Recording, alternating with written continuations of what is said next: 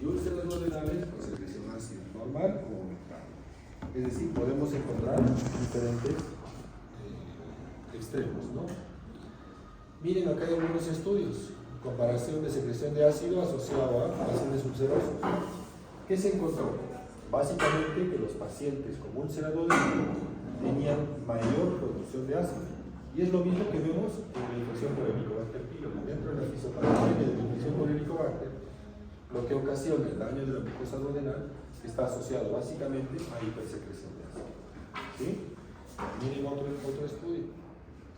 Acá, secreción de ácido asociado a infección o a úlcera duodenal, la mayor cantidad de ácido está relacionada con úlcera duodenal.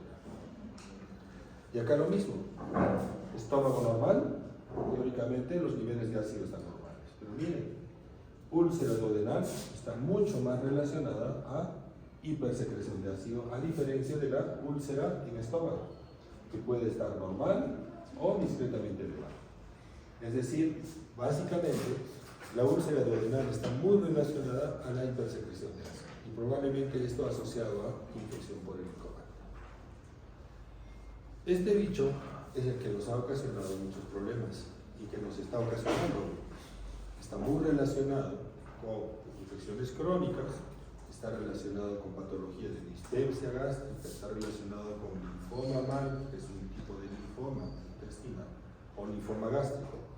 Está asociado a cáncer gástrico y también a enfermedad ulceropéptica. ¿Sí?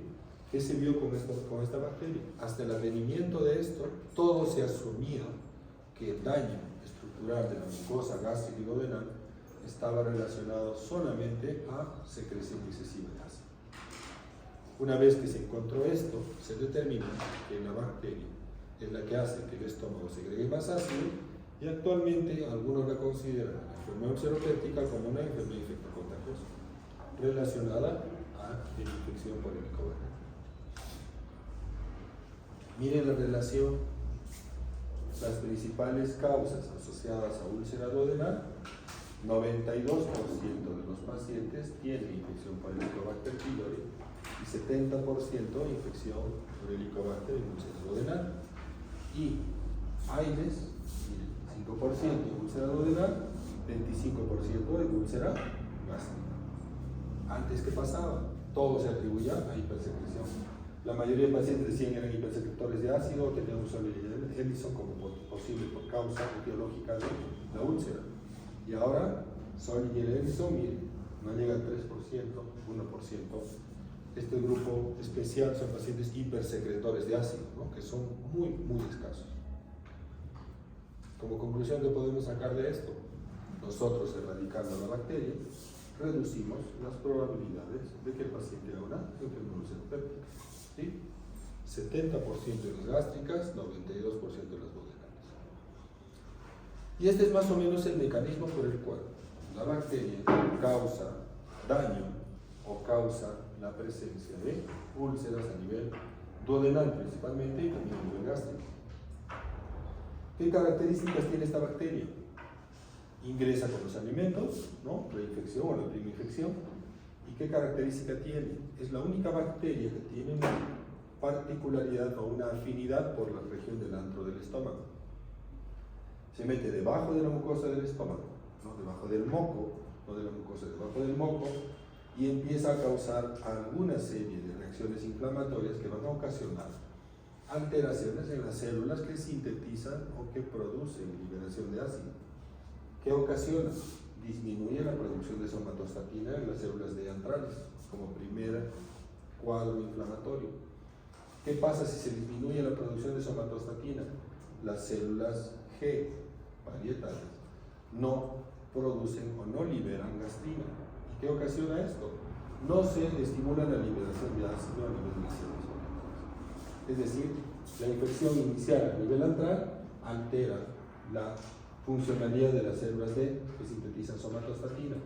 No se produce somatostatina, no se libera gastrina, y esta falta de liberación de gastrina básicamente hace que nuestras células del fondo del estómago liberen mayores cantidades de ácido, como un mecanismo compensador. ¿Qué ocasiona este incremento de ácido? daño estructural a nivel de la mucosa duodenal. Esta es más o menos la secuencia del daño producido por la infección por Helicobacter. Pero ¿qué pasa? No todos los pacientes hacen esta secuencia. Por eso les digo que hay pacientes que pueden ir del extremo de la neoplasia a pacientes que simplemente hacen el cuadro de infecciones. ¿De qué depende? Mucho va a depender probablemente de la respuesta inmunológica de cada persona y también de algunas características especiales de la bacteria. La presencia de algunas sustancias como el BAC-A y el CAC-A que produce esta bacteria y que no todas tienen esa capacidad. Este es el resumen de lo mismo. Miren, gastritis crónica superficial, gastritis crónica profunda, daño de las células meantrales, y esto que va a ocasionar alteración de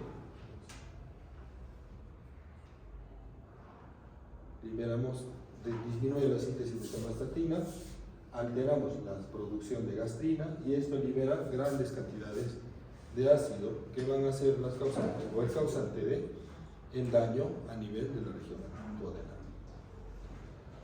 ¿Qué podemos hablar de esta bacteria? ¿Qué características tiene? Una bacteria descubierta básicamente por estos dos señores, Wang y Marshall, que hicieron estudios de investigación asociados o que indicaban que la úlcera péptica era una enfermedad infecciosa mediada por la presencia de una bacteria. Esto básicamente causó un revuelo y que hasta que no se demostró, todos decían que estaban errados y que básicamente no podía existir esa posibilidad. La premisa de que en medio ácido no existían bacterias, no podían convivir las bacterias con el ácido, se cortó cuando se encontró esta bacteria. Ambos determinaron que el Helicobacter se hallaba presente en casi todos los pacientes con inflamación gástrica, pacientes con gastritis, pacientes con úlcera duodenal y pacientes con úlcera gástrica. Cuando se descubrió que básicamente era una bacteria causante de este problema, recibieron el premio Nobel, ¿no? ¿Qué características tiene esta bacteria? Es una bacteria, es un bacilo gram negativo que tiene algunas características especiales. Tiene flagelos. Estos flagelos le permiten adherirse a la mucosa.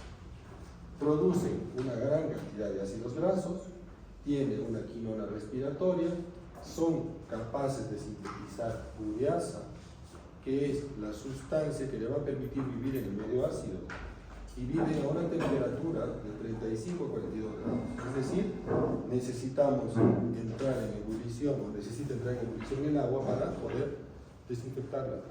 ¿Sí? Miren la distribución mundial, la cantidad de Helicobacter que hay es muy alta en países latinoamericanos, en Europa, en África. Miren cuánto llega la incidencia, entre 90 y 80%, que está casi igual que nosotros. En Estados Unidos tienen 30 a 40%. Lamentablemente, la mayoría de estudios que se hacen de sensibilidad a medicamentos para el Helicobacter, ¿no? Se hace en Norteamérica. Y su realidad es completamente diferente a la nuestra. Es por eso que se ha empezado a propiciar estudios de investigación relacionados a la posibilidad de qué esquemas de antibiótico pueden ser los ideales de acuerdo a la epidemiología de cada zona, de acuerdo a la sensibilidad y a la resistencia que pudiera existir. Del 20-40% de la población norteamericana tiene Helicobacter, ¿sí? Más del 70% de la población del sureste de Asia está reportada con infección por Helicobacter, y en Perú, miren, 75% de nuestra población tiene infección por Helicobacter pylori, y la mayoría de estos son asintomáticos. Eso hay que tenerlo presente. ¿Cuándo se da la primera infección?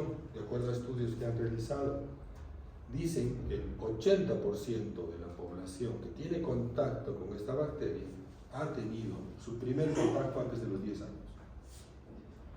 Es por eso que estos pacientes que han tenido contacto dentro de los 10 primeros años de vida tienen el riesgo de evolucionar a una gastritis crónica en los años subsiguientes, y la posibilidad de desarrollar, el riesgo de poder desarrollar un adenocarcinoma gástrico es bastante alto. Por eso es importante estudiar y determinar la presencia de esta bacteria.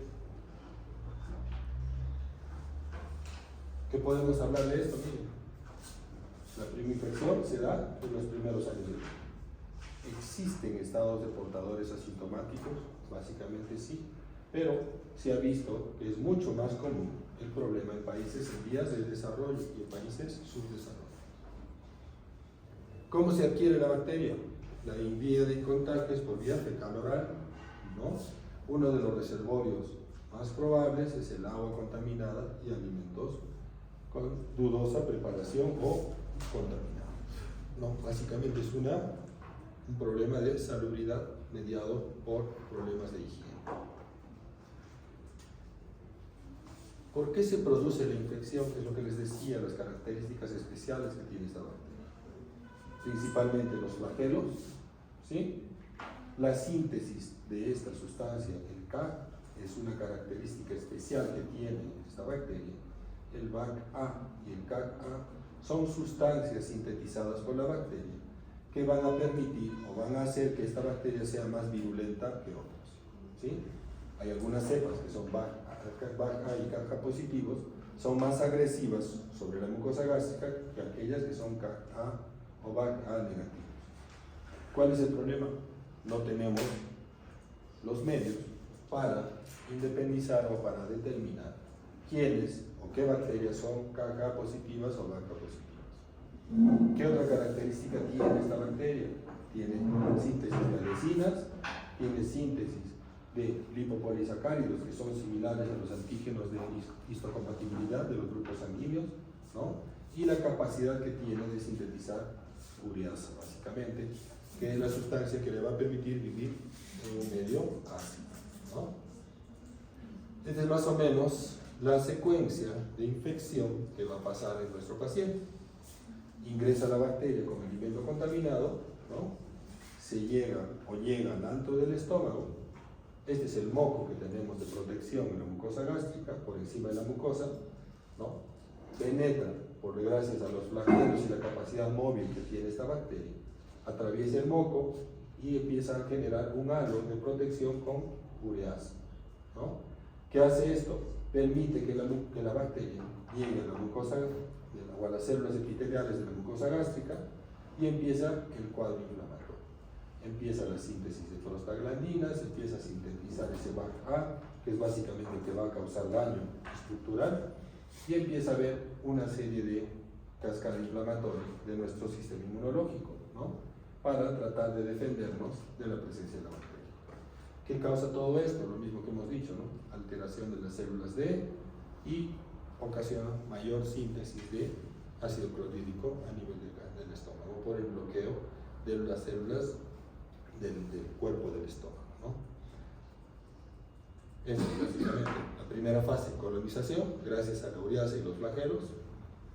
La segunda fase, las adhesinas y los lipopolisacáridos que le van a permitir adherirse y dañar las células estructurales.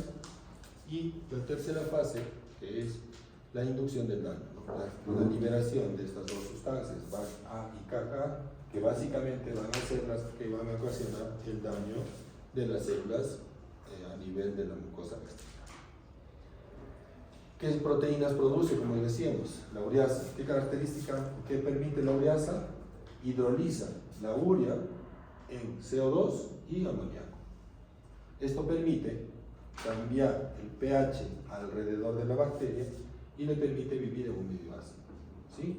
Posible fuente de nitrógeno para la síntesis proteica y el micronicho, ¿no? Que le permite protección sobre el efecto agresivo del ácido gástrico, ¿no? Que básicamente le permite vivir ese medio. Las adhesinas que van a permitir adhesión a las células de la mucosa gástrica, ¿no? Previene la remoción del Helicobacter pylori por el huésped, es decir, nuestro sistema inmunológico no lo puede destruir, no lo puede eliminar, y básicamente permite la adhesión de las células de los helicobacter sobre la mucosa gástrica, va a permitir que se empiece a causar transferencia de toxinas al torrente sanguíneo. Los lipopolisacáridos, que son sustancias que presentan cadenas similares, como les decía, a los grupos sanguíneos, que le permite, ¿no?, una adhesión adecuada y básicamente el inicio de la cascada inflamatoria. Es decir, se empieza a reconocer nuestra mucosa como extraña. Las células que están colonizadas o que están en contacto con el Helicobacter se reconocen como extrañas y que básicamente nuestro sistema inmunológico empieza a ocasionar daño estructural en nuestro epitelio. ¿Sí? ¿Y cómo se va a manifestar esto en el paciente? Como gastritis o úlcera duodenal o úlcera gástrica. ¿Qué va a pasar con estas lipasas y proteasas que también producen? Degrada la mucosa, la proteasa destruye la estructura de la mucosa, las lipasas degradación de lípidos y por lo tanto son perjudiciales para la integridad de la mucosa a nivel de la cavidad gástrica. Estas son las sustancias más agresivas, el CAG-A, que les había comentado, que ¿qué va a ocasionar a nivel sanguíneo? Va a liberar interleuquinas, ¿no? Las cepas tipo 1, miren, el CAG-A tipo 1 es capaz de segregar interleuquina 8, la cual es un mediador de migración de neutrófilos y polimorfonucleares. Causan componente inflamatorio extenso, ¿no? Daño en la mucosa, y a diferencia de las tipo 2. Las tipo 2 no producen tanto componente inflamatorio. La producción de la toxina BAFF-A se asocia a la CAG-A, o sea, las dos van juntas. Existen cepas que son CAG-A positivas, como les había mencionado, y otras que son negativas. La seropositividad al CAG-A se asocia con mayor actividad inflamatoria de la enfermedad y básicamente la que está más asociada a gastritis y úlcera. Como les decía, es poco o es difícil diferenciar qué cepa es la que nos ha colonizado.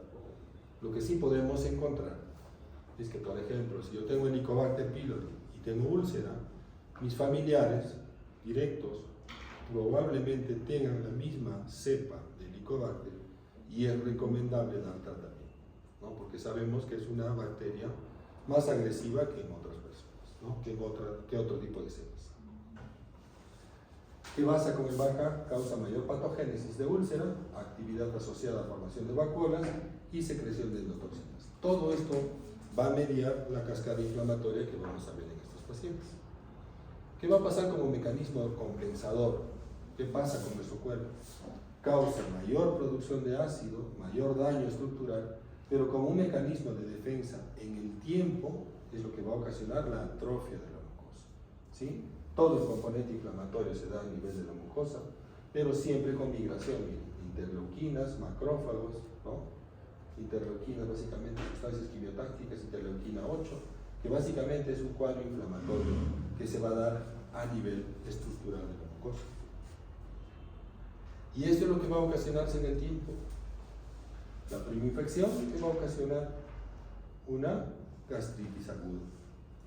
Este componente inflamatorio tiene dos caminos. Uno, la autoeliminación, que hay un grupo de pacientes que pueden eliminar espontáneamente la bacteria.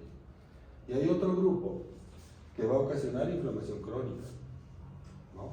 Si la bacteria queda en nuestra mucosa, el 100% de estos pacientes van a ser gastritis crónica. De este grupo de pacientes van a evolucionar a gastritis antral predominantemente, que estos son los que básicamente pueden hacer úlcera duodenal, ¿no? Una pangastritis no atrófica, ¿no? Y hay otros que van a hacer atrofia de la mucosa, principalmente atrofia del cuerpo gástrico. Este grupo especial, el tercer grupo, es el que va a ocasionar gastritis crónica atrófica, metaplasia intestinal, displasia y básicamente, si hay displasia, la probabilidad de desarrollar un cáncer gástrico. Estos pacientes especiales que hacen un grupo de inflamación generalizada del estómago, un porcentaje de ellos puede evolucionar a linfoma Mann, ¿no? Que es básicamente el grupo que el linfoma es el único tipo de cáncer de linfoma, algún tipo de tumor gástrico que puede responder a la erradicación por cobertura o uso de antibióticos, sin necesidad de quimioterapia. Esta evolución es en el tiempo. Estamos hablando de 10 a 20 años entre una gastritis aguda a una crónica y evolucionar a una enfermedad ulceropéptica, linfoma Mann o gastritis crónica atrófica asociada a metaplasia y cáncer gástrico. ¿Cómo hacemos el diagnóstico del Helicobacter? Diagnóstico o el gol estándar es una endoscopía con una biopsia, ¿sí? Pero existen algunas pruebas no invasivas que nos pueden permitir la prueba o la detección del Helicobacter, como es el test de aliento, ¿no? Los antígenos fecales del Helicobacter que se está haciendo actualmente, y la serología que se puede usar de screening, ¿no? Lo malo de la serología es que nos mide antígenos IgA, IgM o IgG, es básicamente nos puede decir infección aguda o contacto con la bacteria en algún momento de la vida. Y las pruebas invasivas, mediadas básicamente con la biopsia, el estudio histológico, la prueba de ureasa y el cultivo que se direcciona básicamente a la posibilidad de buscar posible resistencia de la bacteria con los antibióticos que regularmente utilizamos. ¿Qué es el test de ureasa básicamente? Es una prueba que consiste en buscar la reacción química que teóricamente es capaz de hacer la bacteria, ¿sí? Es convertir la urea en amoníaco y en CO2, ¿sí? Por efecto de la ureasa. ¿Qué busca esta prueba? El cambio de color, ¿sí? Es una prueba que básicamente tiene urea y básicamente vamos a ver que el efecto de la bacteria va a convertir la urea en ureasa, en amonio y en CO2, y eso es lo que hace el cambio de color. Esto es una prueba con una muestra de biopsia que se toma al momento que se hace la endoscopía. El test de aliento, ¿qué es? Es un principio similar. En este caso, ¿qué usamos? CO2 o carbono marcado con una sustancia radioactiva, que es el carbono 13, ¿no? Si hay bacterias en el estómago, nosotros le estamos dando CO2 o carbono marcado, ¿no? Es una prueba que consiste en consumir igual urea, y básicamente la reacción de la bacteria es cambiar esa urea en CO2 y amonio. Ese cambio va a permitir que el CO2 que nosotros, o que elimina la bacteria, se marque con el carbono 13 que nosotros le hemos dado al paciente previamente. Esta prueba, este reactivo, la liberación del carbono 13 por vía respiratoria, es lo que mide este test de aliento. ¿Para qué nos sirve esta prueba? Nos sirve generalmente para despistaje o detectar pacientes que han recibido tratamiento y que ya teóricamente ya no tienen la bacteria dentro de su organismo. ¿Cuándo se hace esta prueba? Generalmente se hace a partir de los 30 días de terminado el tratamiento antibiótico. No se hace antes. Como recomendación que se recomienda al paciente para hacer la prueba, un mes no debe recibir cobertura antibiótica de ningún tipo, y tampoco debe recibir ningún inhibidor de bomba de protones por lo menos 2 semanas previas a la prueba, para que sea confiable. Si no tenemos esta posibilidad, porque hay pacientes que tienen reflujo y no pueden dejar de tomar el tratamiento, podemos hacer las pruebas de antígenos fecales. La prueba de antígenos fecales es una prueba sensible que nos mide la presencia de la bacteria en las deposiciones y que no se altera el resultado ni con el uso de antibióticos ni con el uso de inhibidor de bomba de protones. ¿Qué sensibilidad tiene? ¿Cómo hacemos la detección principalmente? Lo que se usa en el medio, lo más común, histología. O prueba de ureasa si no tenemos daño estructural, que puede ser una posibilidad. El cultivo normalmente tiene una sensibilidad de 80 a 90%, ¿no? Pero es difícil cultivar el Helicobacter por las características que tiene. Es microaerófilo, es gram negativo, o sea, necesitan una serie de cuidados especiales para su cultivo, ¿sí? Y estas pruebas, desde aliento, la sensibilidad es bastante alta, pero se utilizan para control post-tratamiento. Los antígenos fecales, miren, tienen una sensibilidad que también llega al 95%, casi igual que el desde aliento, ¿sí? O sea, básicamente son pruebas alternativas que podemos tener para la detección de esta bacteria. ¿Qué es importante en nuestro medio? La mayoría de pacientes, como hemos visto, es un grupo de la tercera edad que está relacionado a enfermedad ulceropéptica. ¿Qué se recomienda? Si el paciente nunca ha tenido una endoscopía, se recomienda el estudio histológico como primera opción, asociado a la endoscopía, con la intención de descartar la posibilidad de una patología oncológica, ¿sí? ¿Qué hacemos una vez que encontramos la bacteria? Debemos erradicarla, ¿sí? ¿Qué objetivos debe tener el tratamiento antibiótico?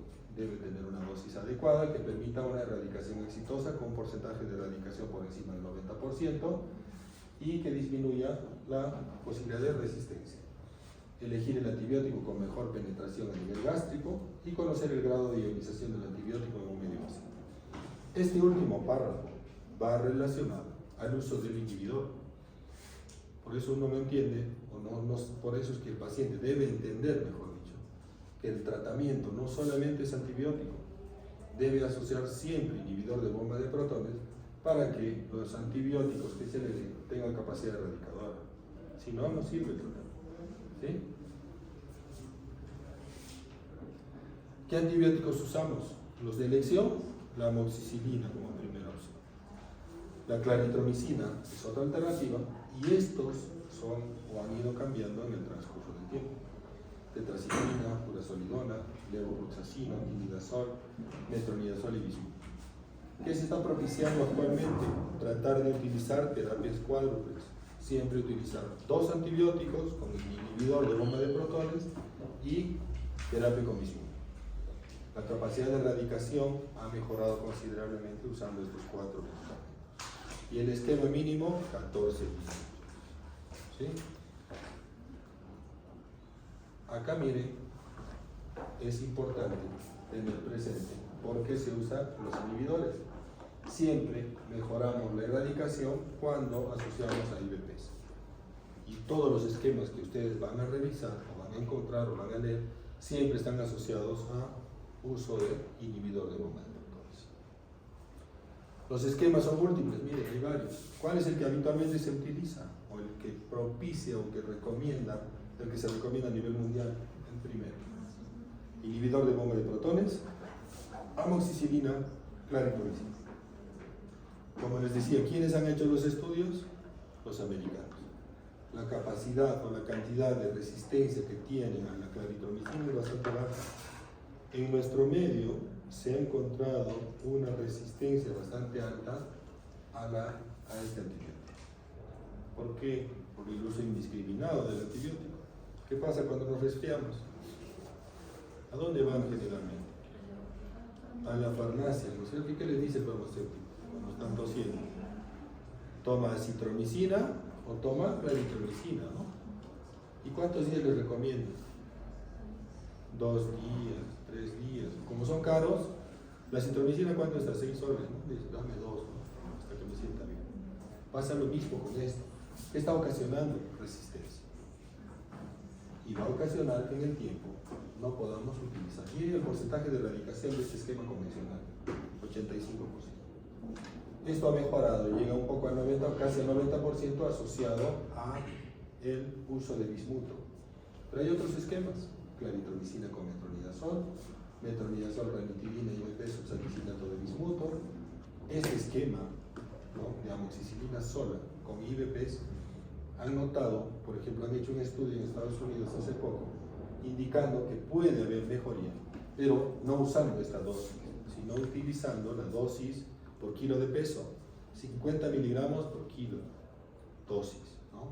Entonces estamos hablando de una cantidad mucho más alta de la amoxicilina. ¿Sí? Hay otro esquema que se utiliza, IBPs, amoxicilina con quinidazol, otro IBPs, amoxicilina o claritromicina con quinidazol que también se está usando. Pero miren los porcentajes de erradicación, ninguno supera el 90%.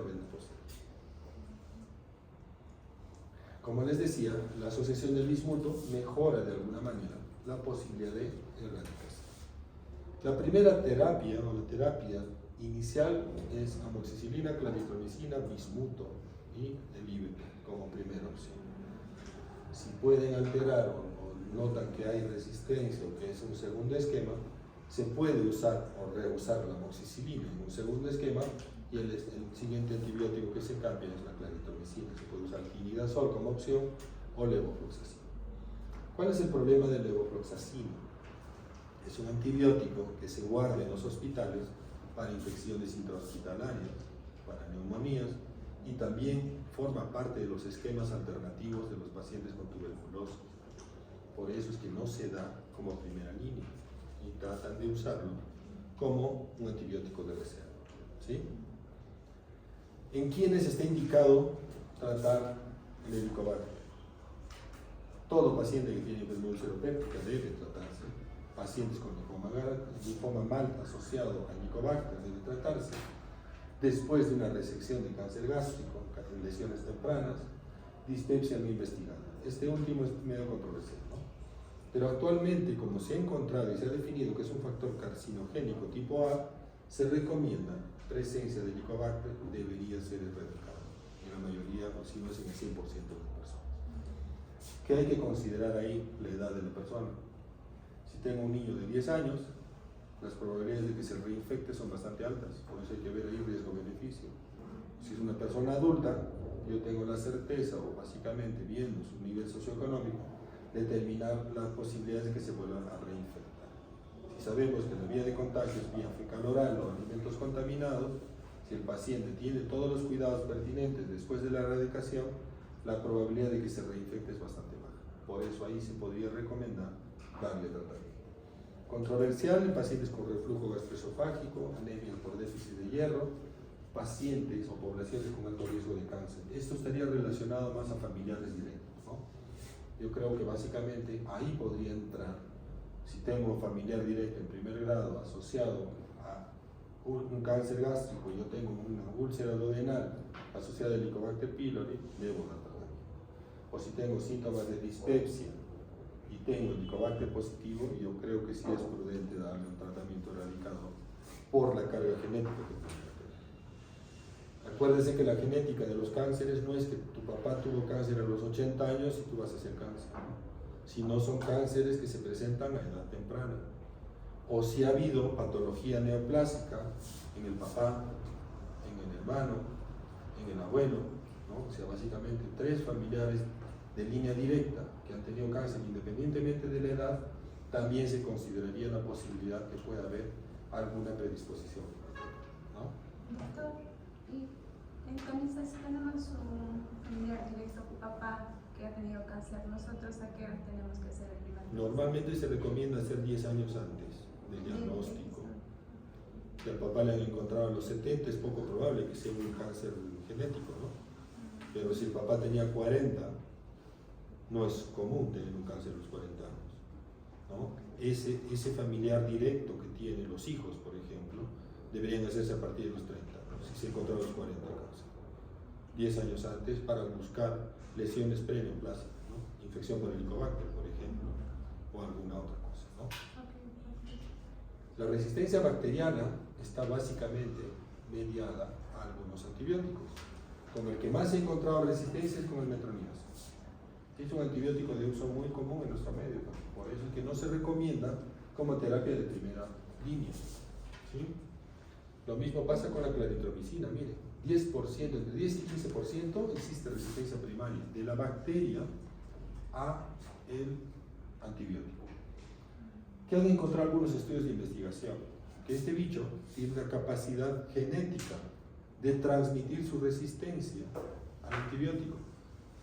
Por eso es importante tener la capacidad de hacerle seguimiento a ese paciente y que tome de manera rigurosa y en forma ordenada su antibiótico y que no corte la medicación.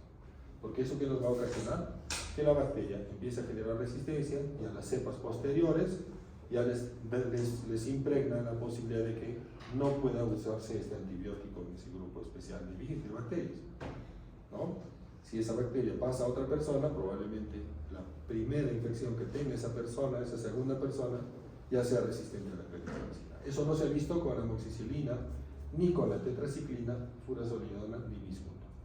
Es decir, esto podría ser parte de nuestro arsenal de manejo antibiótico. ¿Cuál es el problema de la furazolidona?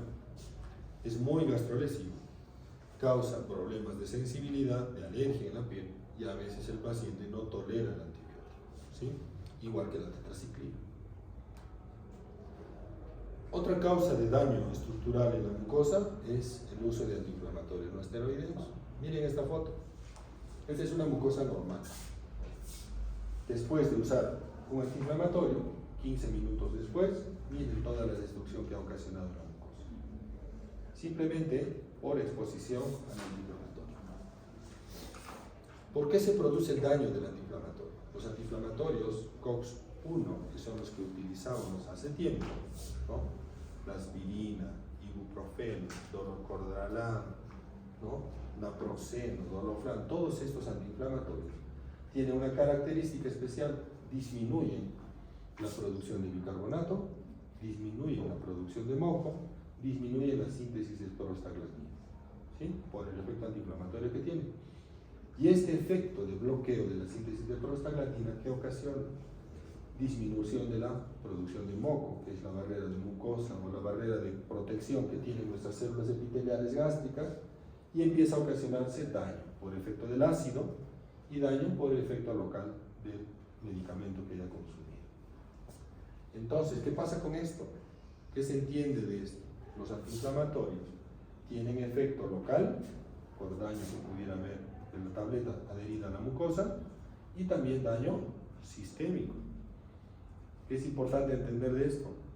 Yo no le puedo recomendar a un paciente con una enfermedad ulceropéptica un diclofenaco intramuscular, ¿sí? Ni en pastillas. No puedo decirle que el antiinflamatorio que le estoy dando, que le estoy poniendo, no le va a causar daño, ¿sí?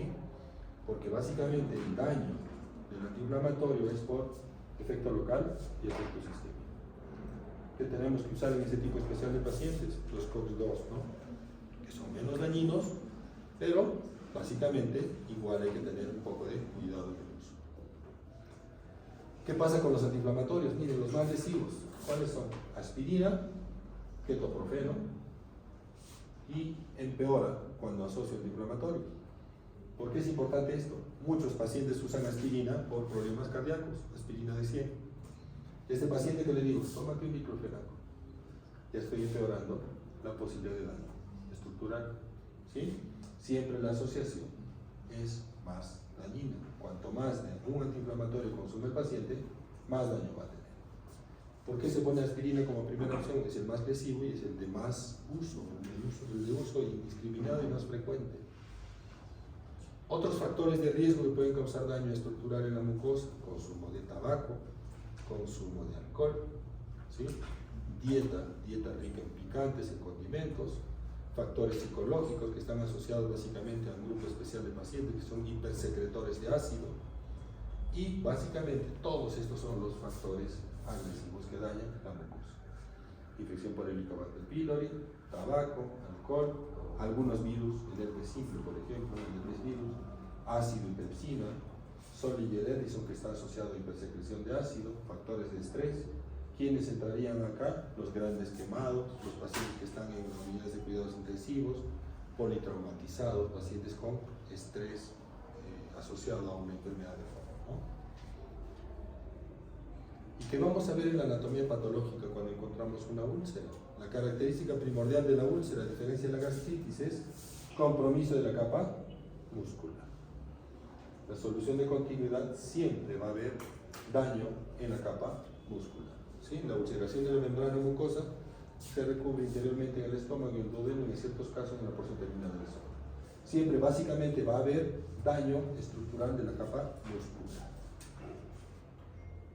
¿Qué manifestaciones clínicas tiene el paciente con gastritis o con úlcera duodenal o gástrica?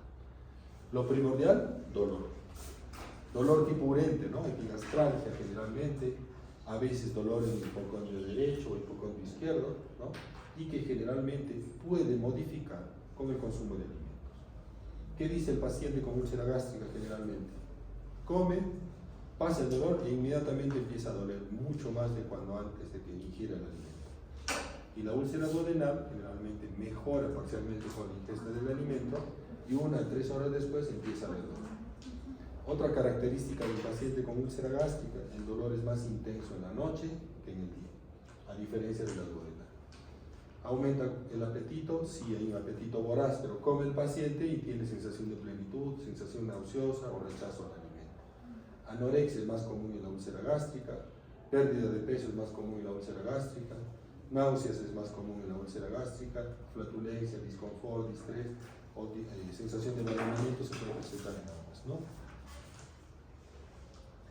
Siempre el dolor epigástrico es una característica importante, la epigastral, que es un parámetro que nos puede indicar que hay daño en la mucosa gástrica.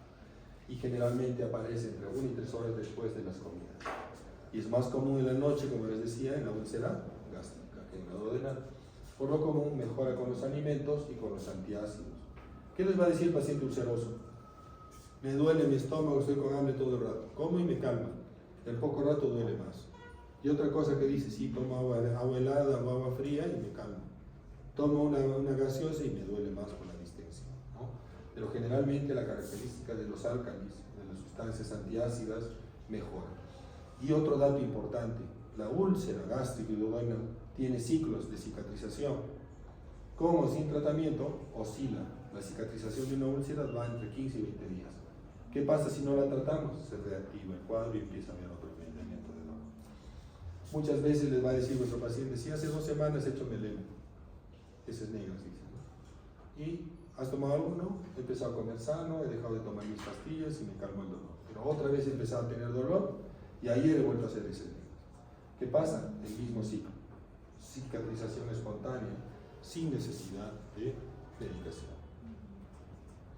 ¿Qué pedimos en un examen paciente con enfermedad ulceropéptica? Básicamente, bioquímica hepática, ¿no? Hemograma, hematocrito, para ver si hay anemia, creatinina, gastrina sérica, que podría ser una posibilidad en algunos pacientes en los cuales estoy sospechando de hipersecreción de ácido, ¿no? Niveles séricos de salicilato en pacientes de uso crónico de antiinflamatorios, pepsinógeno tipo 1 y medición de la secreción de ácido.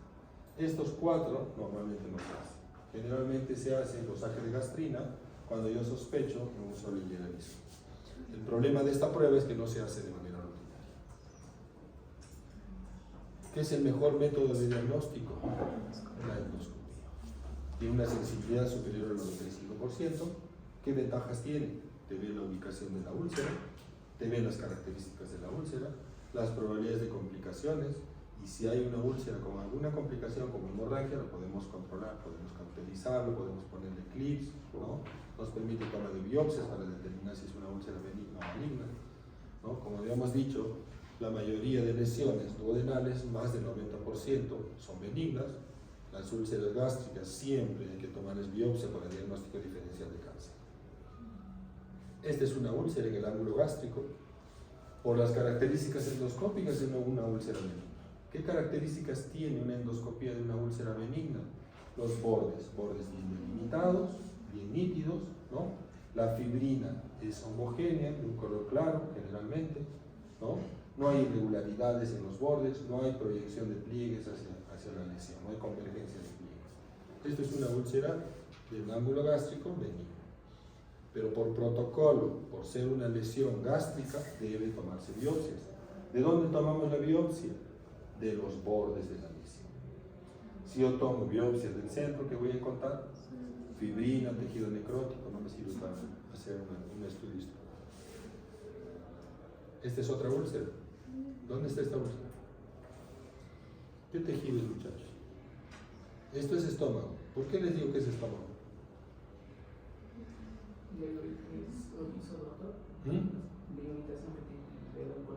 No, yo te digo, este es estómago. Ahí está el endoscopio, miren. Este es el ángulo gástrico.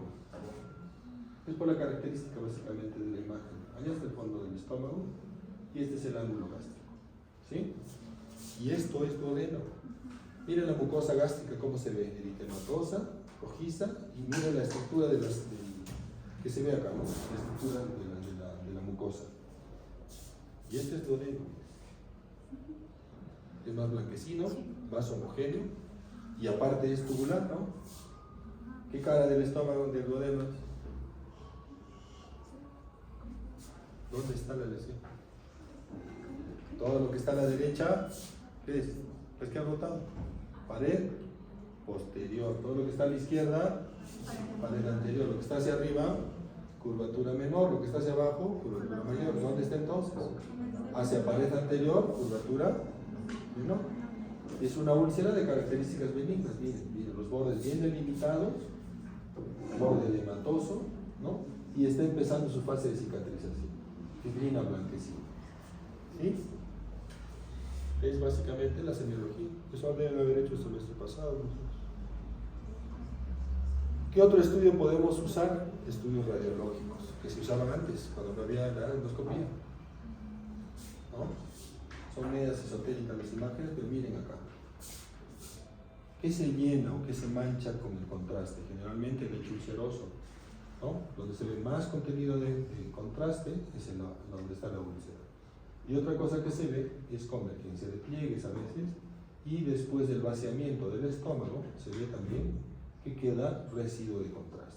Ese es el lecho ulceroso. ¿Sí? ¿Qué se ve acá? También el lecho ulceroso es este.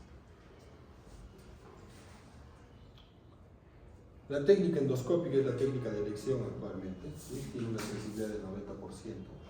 Los estudios de screening radiológico los hacían los japoneses para despistaje de cáncer gástrico porque sus endoscopías eran muy caras y no todos tenían endoscopia. Últimamente, ¿qué se propicia? Usar básicamente el estudio de endoscopia, que es mucho más sensible, inclusive para screening, ¿sí? ¿Qué ventajas tiene con respecto a la radiología de endoscopía? Nos permite la ubicación exacta de la lesión, nos permite ver las características endoscópicas, macroscópicas que se pudieran determinar si es alguna lesión sospechosa de cáncer o no, y nos permite tomar biopsias. ¿Qué ventaja tiene el estudio radiológico? Es más caro, más barato, menos riesgo y mejor tolerancia por parte del paciente. Pero tiene que ser hecho por un radiólogo de experiencia. Tienes que llegar a tener estas imágenes, ¿no? Y a veces es complicado hacerlo. La detección del Helicobacter, como habíamos dicho, básicamente la anatomía patológica es la primera opción, y si le he hecho una endoscopía al paciente y no hay lesión sospechosa, podría usar la prueba de Uriasa y el test de aire expirado o el test de aliento para control post-operario. ¿Cuál es el diagnóstico diferencial de úlceras pépticas generalmente? ¿Qué tengo que diferenciar? La posibilidad de una pancreatitis aguda, neoplasias gástricas y duodenales, dispepsia funcional, enfermedad por reflujo gastroesofágico, lesiones de la segunda porción del duodeno, anculomas, enfermedad biliar, enfermedad de Menetrier, gastroenteritis eosinofílica, y la enfermedad de Crohn, que es básicamente más patología asociada a obstrucción del tubo digestivo, ¿no? ¿Qué complicaciones tienen las úlceras? Son las 4 principales: hemorragia, perforación, que la úlcera sea penetrante o que haya estenosis pilórica. La úlcera penetrante está más relacionada, por ejemplo, si es una úlcera en la pared posterior del duodeno, puede dar manifestaciones de una pancreatitis en el paciente. Por la profundidad de la úlcera puede causar irritación por vecindad en el páncreas y causar elevación de amilasa y lipasa y generar dolor intenso, ¿no? La hemorragia es la principal complicación, se presenta en el 20% de los pacientes con úlcera duodenal. Es una complicación 4 veces más frecuente que una perforación, ¿no? Es el motivo de consulta más frecuente en la enfermedad ulceropéptica por emergencia. Un paciente viene por melena o por hematemesis o vómitos podáceos, ¿no? Hacemos la endoscopía y se encuentra una úlcera, ¿no? ¿Qué se encuentra acá? Un lecho ulceroso profundo y un vaso sangrante, ¿no? ¿Qué tipo de forma sería, muchachos? ¿Ah? ¿Quién da más? Vaso visible, hay un chorro gigante de sangre. ¿Es uno? ¿Es 1A? Sangrado a chorro es 1. Estigma de sangrado reciente, 2. No sangrado, 3. Sangrado a chorro es un 1A o 1B. No hay. ¿El A cuál es? Sangrado a chorro. El 1B, resumado. El de allá es un 1B. ¿Sí? Perforación. Usualmente se presenta en la parte del duodeno. Es más común en la parte duodenal, hacia la pared anterior generalmente. Y generalmente se va a manifestar con clínica de una peritonitis. Ocurre más frecuentemente en las úlceras duodenales que en las gástricas. La úlcera duodenal, la pared duodenal es mucho más fija. ¿Qué manifestaciones clínicas va a tener el paciente con perforación? Dolor abdominal de inicio súbito en el epigastrio, hipopresivo, ¿no? Que generalmente se irradia todo el resto del abdomen, dolor irradiado a los hombros con irritación diafragmática o por la irritación diafragmática puede entrar en shock, ausencia de ruidos intestinales. Una característica importante clínica es que se pierde la matidez hepática, ¿no? presencia de aire en cavidad. Y el 50% de los pacientes en los cuales se hace una radiografía de abdomen simple se va a encontrar aire libre en cavidad. Esto es lo que vamos a ver. Una úlcera perforada. ¿Qué voy a encontrar? Aire por encima del hígado. Esta semiluna no es normal. ¿Sí? ¿Qué voy a encontrar clínicamente entonces en el paciente? Reacción peritoneal positiva, rebote positivo, pérdida de la matidez hepática y, ¿qué más? En la radiografía, aire libre. ¿Sí? Esto es una contraindicación absoluta para hacer una endoscopía. Si yo tengo un paciente con sospecha de perforación de úlcera, porque hay perforación de víscera hueca, no le puedo hacer endoscopía. Y lo que voy a hacer con la endoscopía es aumentar el neumoperitoneo, ¿no?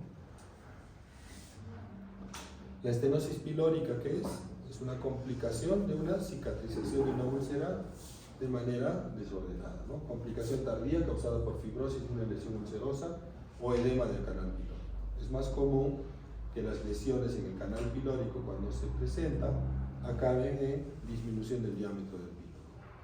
Características clínicas: paciente vomitador, come y vomita, generalmente residuos de alimento retenido, disminución de peso, deshidratación y básicamente podemos encontrar un abdomen distendido con un movimiento peristáltico de la cámara gástrica, ¿no? Un peristaltismo gástrico visible. ¿Qué vamos a encontrar? Como es un vomitador, disminución de cloro, aumento de bicarbonato, aumento de urea, disminución de potasio, alcalosis hipocalcémica, disminución de cloro, y en la endoscopía que voy a encontrar un estómago con residuos de alimento generalmente y imposibilidad de pasar al duodeno, si es en la región del canal pilórico. Y en la radiografía también voy a ver una cámara gástrica distendida con abundante contenido o signo de doble contenido, ¿no? De aire y de líquido. Esa es una estenosis en canal pilórico. Acá no pasa el endoscopio. Y esto es lo que van a ver cuando hagan una radiografía. Miren ese estómago, llega hasta la pelvis, ¿no? Todo esto es el estómago, con contenido líquido y no hay pasaje de contenido hacia el duodeno, ¿no? Esto es lo que vamos a ver en la endoscopía, una estenosis que no nos permite pasar en la endoscopia. ¿Cuál es el tratamiento? Inhibidor de bomba de protones como primera opción. ¿Sí? Existen varias sustancias que han ido apareciendo en el camino.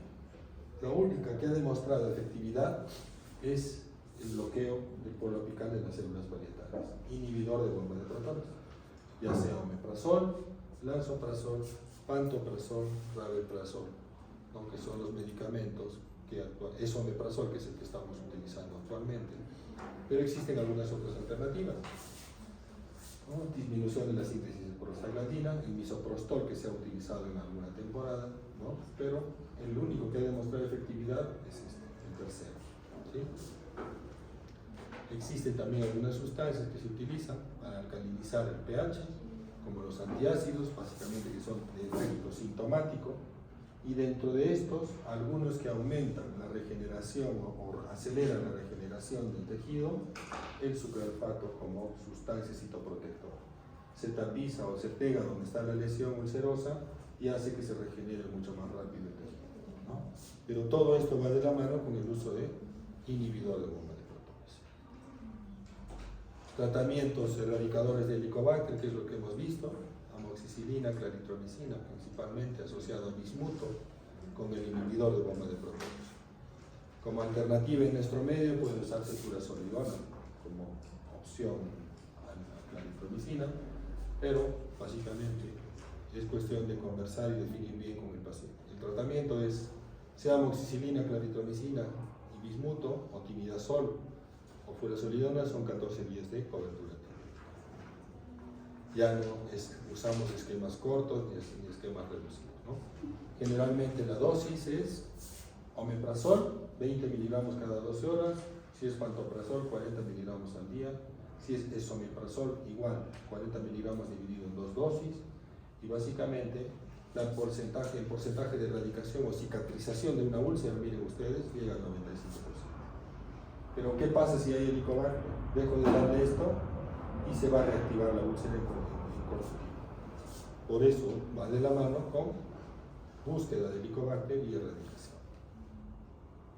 Estos son los esquemas convencionales, ¿no? Amoxicilina generalmente se utiliza 2 gramos de amoxicilina por día, la claritromicina es 1 gramo de claritromicina por día, el bismuto es básicamente 480 miligramos por día, furazolidona 400 miligramos por día, tetraciclina 2 gramos por día.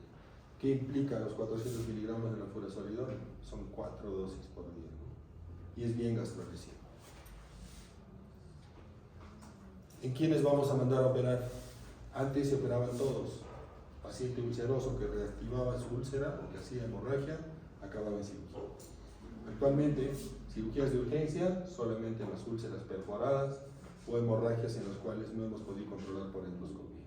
Electiva, pacientes con complicaciones, ¿no? Estenosis pilórica, úlceras recurrentes y escasa afinidad al tratamiento erradicador, es muy controversial, ¿no? Y fracaso del tratamiento médico como posibilidad quirúrgica, en que acabaría básicamente una vagotomía con una piloroplastia para disminuir la secreción de ácido, ¿no? Estas son las cirugías: vagotomía altamente selectiva, o vagotomía con antrectomía, o vagotomía con piloroplastia que se hacía anteriormente, ¿no? Es decir, cortaban los nervios y aperturaban el píloro, porque básicamente ante la ausencia del estímulo nervioso, el píloro no se abría, ¿no? Hacían un síndrome pilórico los pacientes. Esto es con respecto a úlcera. ¿Qué pasa con nuestros pacientes que tienen infección crónica por helicobacter y evolucionan a otra patología, que puede ser un cáncer? Las neoplasias malignas de estómago están divididas principalmente en algunos tipos especiales. El adenocarcinoma como primera opción, que más o menos engloba el 75% de los pacientes, y el linfoma gástrico el 24%. El único 1% restante está relacionado a patologías del músculo, el leiomiosarcoma, ¿no? Básicamente los tumores carcinoides y los liposarcomas. Básicamente, con esto englobaríamos el 100% de la patología oncológica de los pacientes. ¿Cuál es más común? Adenocarcinoma.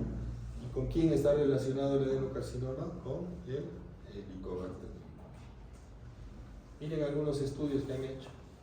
Linfoma gástrico, 7.8%, adenocarcinoma, 92%. El rebagliati, linfoma gástrico, 90%, linfoma, 9.4%. Y los tumores estromales que estarían incluidos aquí. Es decir, predomina el adenocarcinoma. ¿Qué es el adenocarcinoma?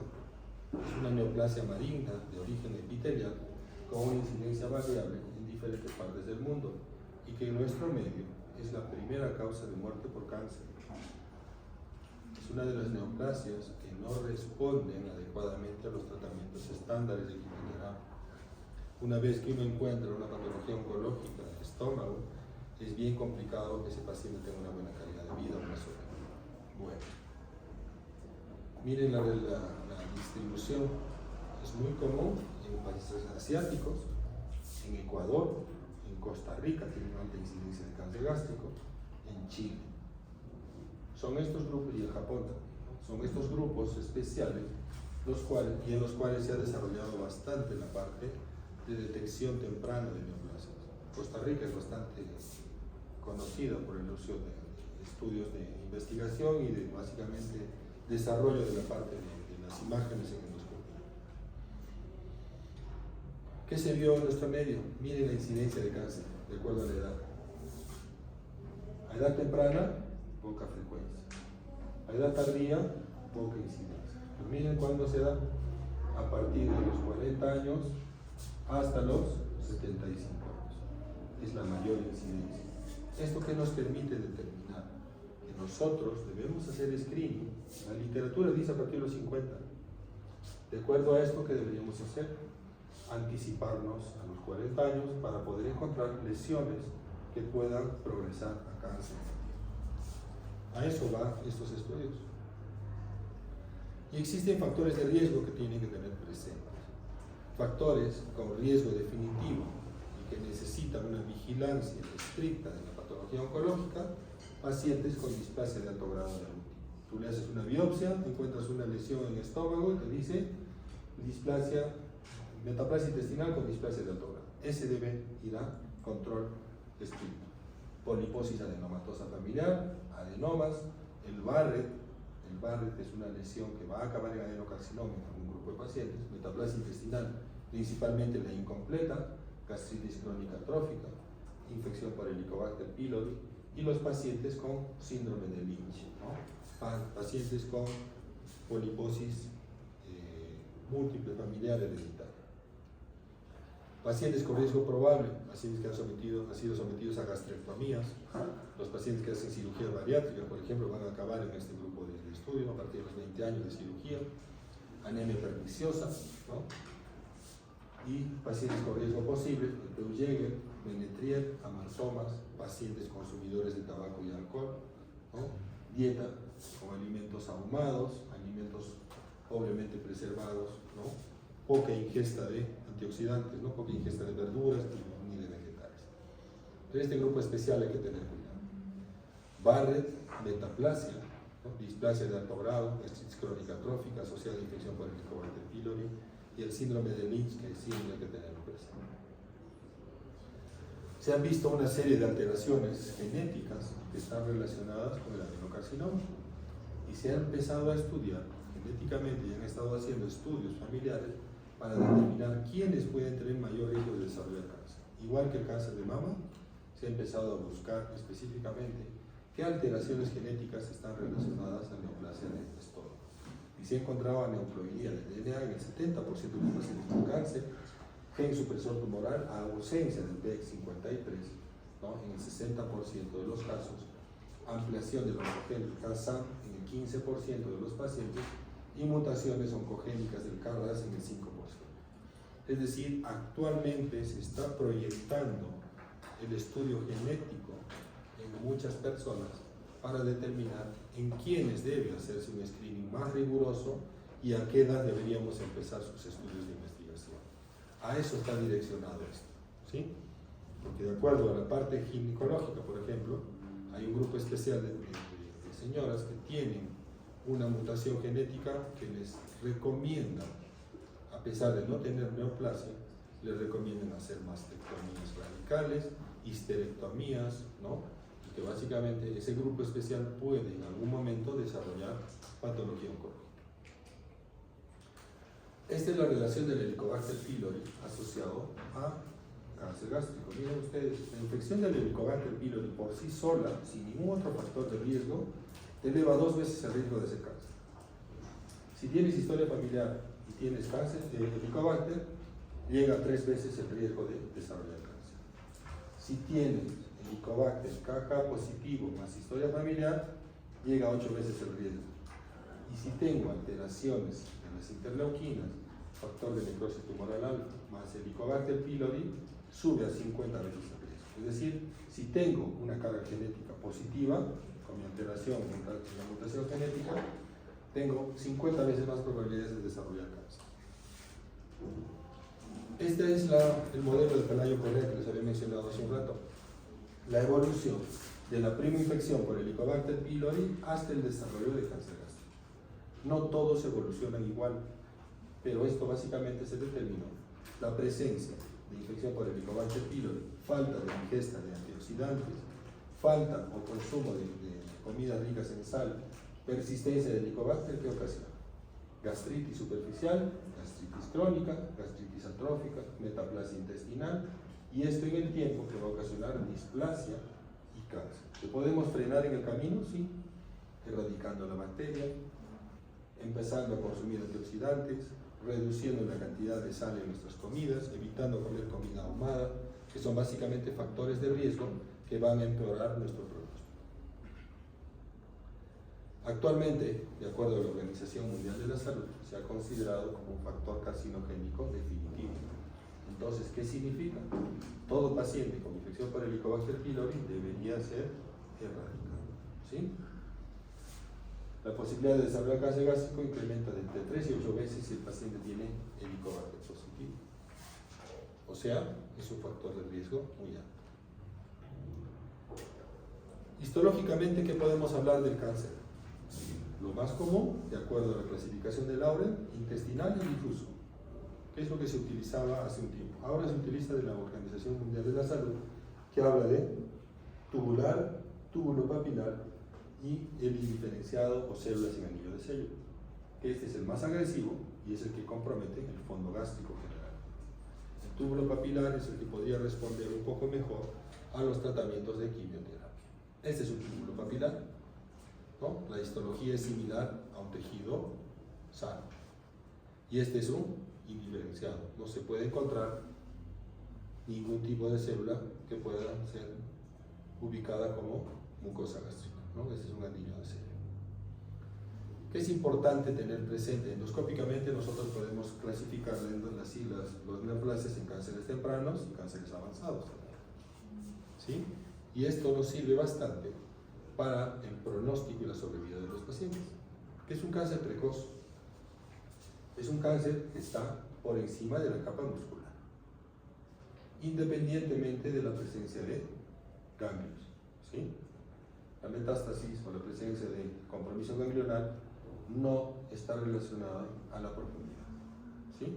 Entonces, un cáncer precoz es un cáncer en el cual nosotros tenemos compromiso en la capa mucosa, sin compromiso en la capa muscular, independientemente de presencia o no de ganglios linfáticos positivos. ¿Sí? Es uno que está básicamente ubicado a nivel de la mucosa, con independencia de compromiso linfático. Esa es la definición de cáncer temprano. ¿Qué podemos hablar del cáncer precoz o temprano? Esta es la clasificación de París que van a ver en todas las salas de endoscopía. Esto es lo que se trata de buscar cuando nosotros hacemos un estudio endoscópico. ¿Sí? Buscar o pensar que todas las lesiones que tiene el paciente, o todas las lesiones que encontramos en la mucosa del estómago o en el colon, son cáncer. Pueden ser elevadas, ¿sí? Las tipo 0, ¿no? O deprimidas, las tipo 2 o las ulceradas. ¿Sí? La 1, la 0,1 es básicamente la S y P, o sea, básicamente en los cuales tienen aspecto de un pólipo o un pseudopólipo. Las tipo 2 son las deprimidas, que no superan, o elevadas, que no superan 2 milímetros. 2A elevada a menos de 2 milímetros, 2B las lesiones planas y las 2C las lesiones deprimidas. Y la mayoría de lesiones van a encontrar ustedes una sumatoria de lesiones.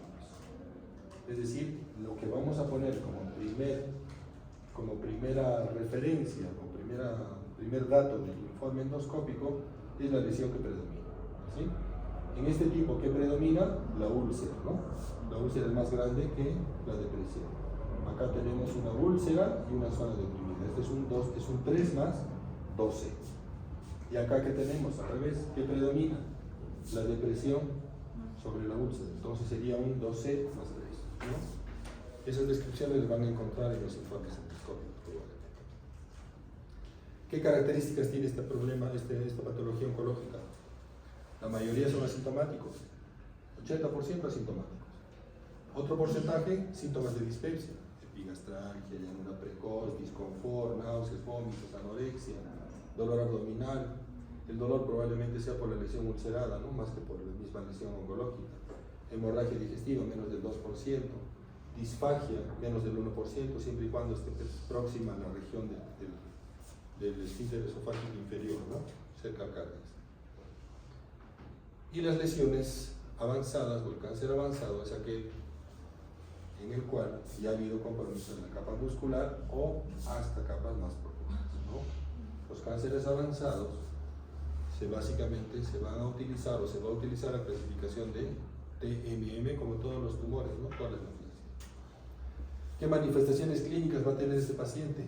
Llanura precoz, baja de peso, dolor abdominal, disconfort, ¿no? Sensación de cuerpo extraño en el epigastrio, masa palpable, hemorragia digestiva, ¿no? Y todavía en los cánceres avanzados, miren, un 5% de los pacientes pueden estar asintomáticos. La duración de los síntomas, menos de 3 meses, 40%. Más de 12 meses, 20%. ¿Qué va a pasar en este último grupo? Probablemente el pronóstico de este paciente sea sombrío, ¿no? Haya infiltración en capas profundas, órganos a distancia comprometidos. Es más difícil de hacer la terapia o manejo de estos pacientes. Y acá utilizamos el Borman. El Borman es una clasificación que se utilizó inicialmente para los hallazgos radiológicos y que se ha extrapolado a la endoscopía, ¿no? Son las lesiones macroscópicas grandes que van a ver ustedes. El Borman 1 es una lesión vegetante, ¿no? El Borman 2 es una lesión ulcerada con bordes bien delimitados. El Borman 3 es una lesión ulcerada con infiltración de uno de los bordes. Y el Borman 4 es una lesión infiltrativa, básicamente. Es la característica de la limnitis plástica, por ejemplo. Y cuando hay lesiones neoplásticas infiltrativas o cánceres avanzados, generalmente el paciente va a tener algunos problemas o síntomas paraneoplásicos, ¿no? Podemos encontrar acartosis nígricans, ¿no? Síndrome de Tourson, nefropatía membranosa, anemia hemolítica, microangiopática, ¿no? Dermatitis seborreica, es decir, una serie de alteraciones, queratosis seborreica también, que van a encontrar ustedes que les va a orientar a sospechar en alguna patología de fondo. Miren, esta es la acartosis nígrica, es una hiperpigmentación generalmente en las zonas de flexión, en la parte de los codos, de las palmas, de la parte básicamente de las flexuras, y también miren la hiperpigmentación de la cara, ¿no? O vamos a ver este trusón, ¿no? O queratosis seborreica, que son lesiones no muy comunes, pero a veces hay manifestaciones dérmicas que pueden llamar la atención y que van a obligar a investigar otra patología, ¿no? ¿A dónde se da la metástasis más frecuentemente del estómago? Primer órgano afectado, hígado, después peritoneo o peritoneo-hígado juntos, después pulmones, huesos, cerebro, ¿no? Básicamente por vía hematógena, generalmente es así. Y hay algunos casos excepcionales. Hay una descripción en la literatura de una religiosa que tenía una lesión indurada en la región umbilical y la biopsia salió positiva a un adenocarcinoma. Le hicieron una endoscopia y se encontró que había una lesión gástrica infiltrativa. Probablemente esto ha sido infiltración por vecindad, ¿no? Por la cercanía. O también tengan presente el tumor de Krukenberg. El tumor de Krukenberg es al revés, es una lesión oncológica de los ovarios que hace metástasis al estómago. Es decir, yo puedo encontrar una lesión en el estómago y me salen células en anillo de sello y es un paciente que no tiene mucho compromiso de la mucosa gástrica, básicamente tiene ascitis, ¿no? Yo puedo estar sospechando que puede haber lesiones y es del sexo femenino, puede ser básicamente una lesión secundaria por metástasis de ovarios al estómago. ¿Cómo hacemos el diagnóstico? La parte clínica es importante, ¿no? ¿Por qué viene el paciente? ¿Qué molestias tiene? Y siempre cuál es el screening, en qué edad está el paciente, si hay factores de riesgo, cuándo considerar estudios de laboratorio, cuándo pensar en hacer una endoscopía. Y básicamente estos estudios de imágenes van relacionados a screening, determinar hasta dónde hay compromiso de esa lesión gástrica que pudiera estar teniendo el paciente. ¿Qué puedo encontrar en mi paciente con sospecha de cáncer? Anemia microcíclica, hipocrómica generalmente, velocidad de sedimentación aumentada, puedo encontrar sangre oculta en las deposiciones, puedo encontrar un carcinoma embrionario elevado en algunos casos especiales, generalmente cuando hay metástasis o cuando hay compromiso por encima o por fuera del tumor. ¿Qué van a ver en una endoscopía? Este es un cáncer precoz. ¿Dónde está la lesión? Esta es mucosa normal. ¿Qué llama la atención acá? Un área descubierta, deprimida, hay una ulceración y miren los pliegues, están apuntando hacia la lesión. Cuando ustedes insuflan, lo que van a notar es que esta zona no se distiende adecuadamente, es una zona más rígida, ¿no? Esto es un cáncer temprano. ¿Esto qué sería? Hay una lesión deprimida y una ulceración. Esto sería un 2C más 3, ¿no? ¿Qué se ve acá? Otra lesión un poco más clara, ¿no? Miren, convergencia de pliegues, ¿no? La mucosa apunta hacia la lesión deprimida, con fibrina, bordes irregulares. Esto también es un 12 más 3, ¿no? O podemos ver esto.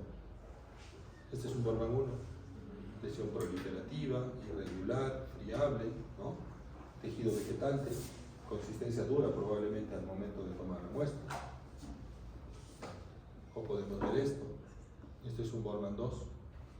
Miren los bordes elevados, que prácticamente hacen una circunferencia, ¿no? Es como una úlcera de bordes irregulares.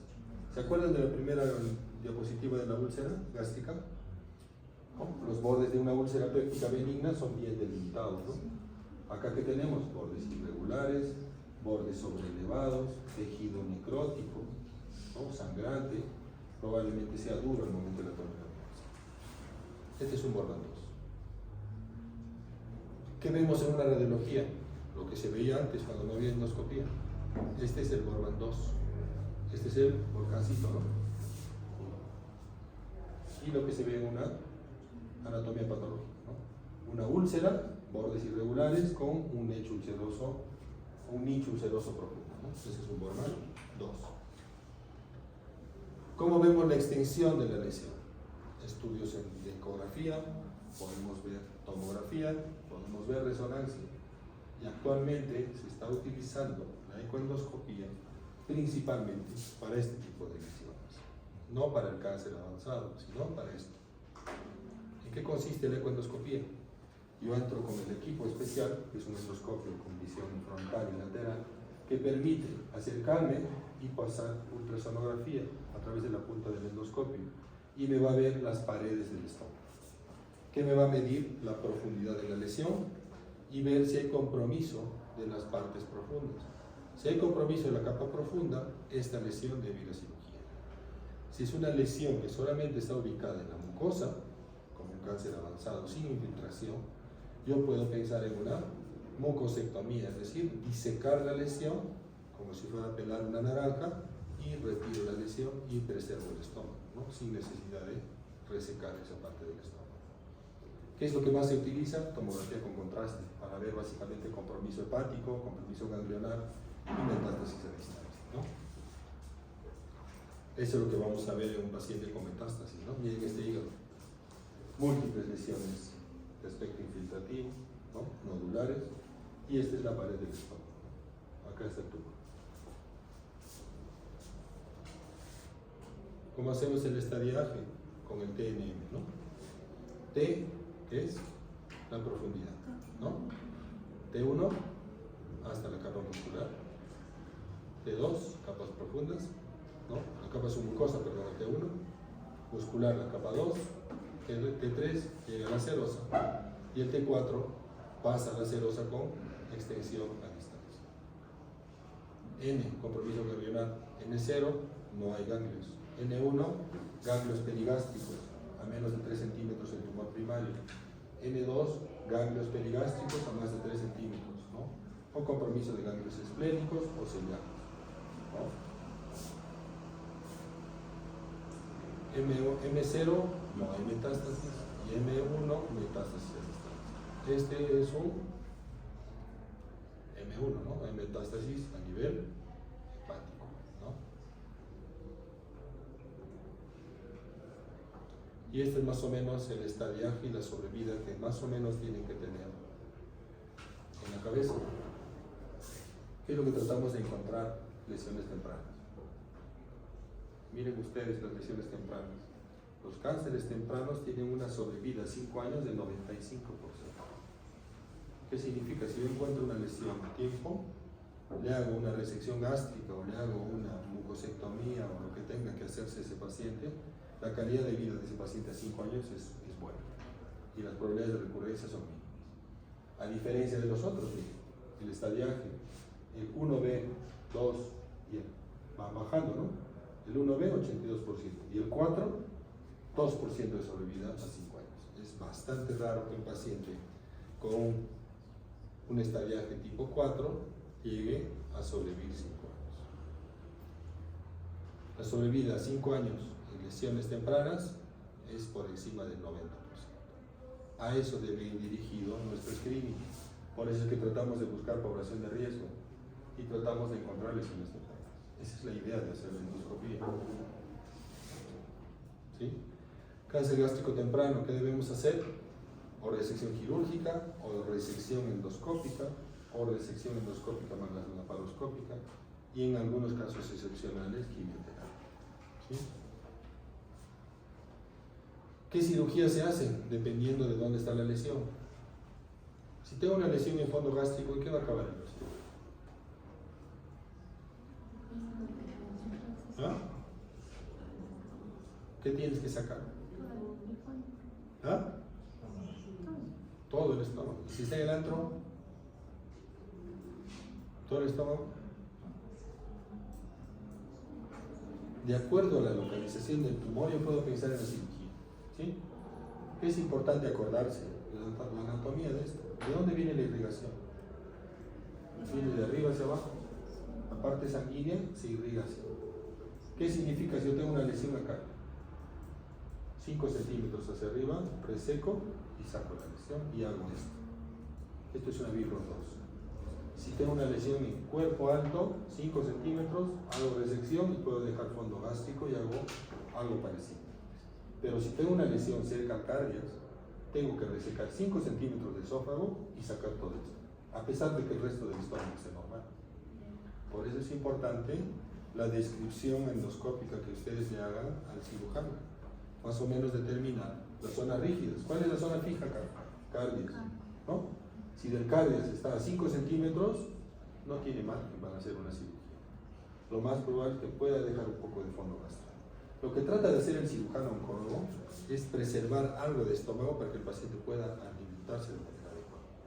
Es diferente no tener estómago y hacer subir o ascender el intestino y hacer un falso estómago ahí, a que dejar un pedazo de fondo gástrico.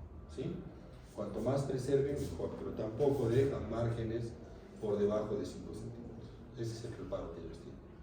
Esto es lo que les decía. Si es una lesión alta, va a acabar en una formación de un nuevo estómago, ¿no? Se hace un esófago, un asa intestinal, una asa ciega, en el fondo a nivel de la unión del esófago con el intestino, y se hace una hidroflux para que el paciente pueda alimentarse. Y el linfoma es otro tipo especial de tumor. ¿Qué característica tiene el linfoma? Tiene una estirpe, generalmente de los linfomas no-Hodgkin, ¿sí? Es un linfoma no-Hodgkin de característica extraganglionar y que tiene una presentación relativamente frecuente a partir de los 50-60 años. La etiología generalmente es linfomas tipo D relacionado a las células tipo B, y este grupo especial de células tipo B o linfoma asociado a células tipo B es el que podemos llamar nosotros linfoma marco. Este linfoma especial tiene una característica importante e interesante. Ustedes le dan antibiótico, erradican el helicobacter y hay regresión del linfoma sin necesidad de quimioterapia.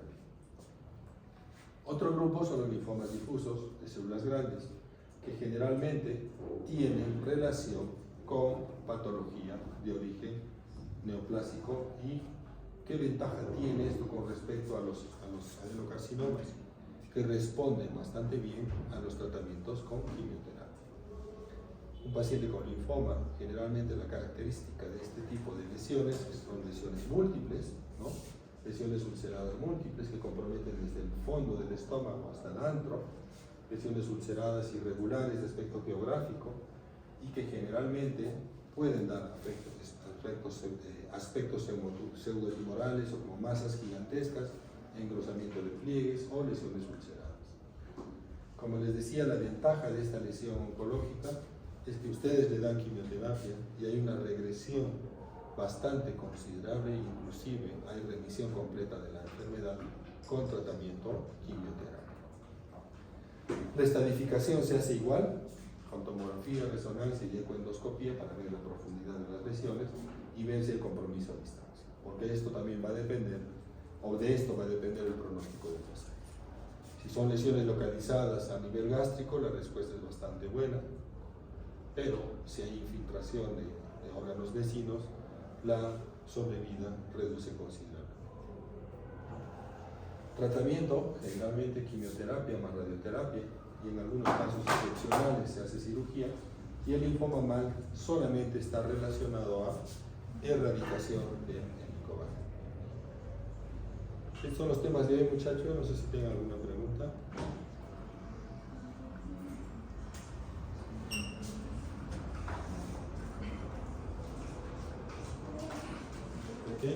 Lo que es importante acordarse, muchachos, es básicamente en quiénes debo hacer controles, cuándo debo solicitar los chequeos médicos de los pacientes, cuándo debo solicitar sus screening, acordarse igual que la mamografía, igual que el papanicolar, a partir de los 40 años debo hacerme una endoscopía y una colonoscopía para hacerme mi chequeo, y cada 5 años hacerlo, para evitar esto. Porque la calidad de vida de un paciente con cáncer gástrico no es normal. Bien, muchachos, quedamos ahí por hoy. Les debo la clase de gastritis, por favor. ¿Sí?